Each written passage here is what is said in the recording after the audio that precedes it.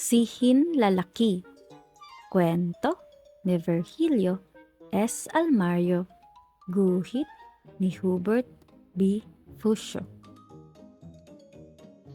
Sa 5 anak ni Inang Kamay, si Hintuturo ang panganay.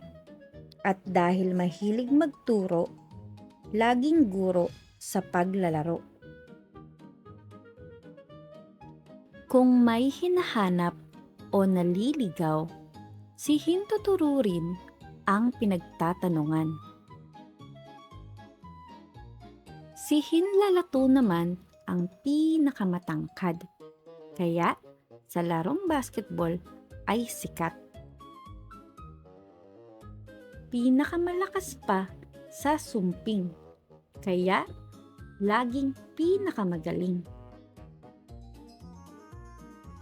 Ang pusteryosong si Palasingsingan, siya namang taga-ingat ng yaman.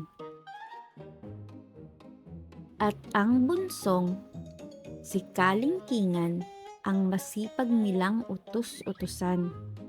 Kahit tinutuksong hinliliit, bawat butas nililinis. Pero itong si Hinlalaki ang walang tiyak na silbi. Kaya sa laro ay di kasali. At palaging nasa tabi-tabi. Dahil punggok at iba ang tabas, turing sa kanya'y tagalabas.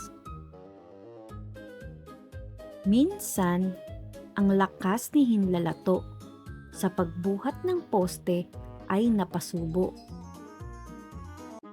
Tumulong ang 3 kapatid at naligo na silang 4 sa pawis.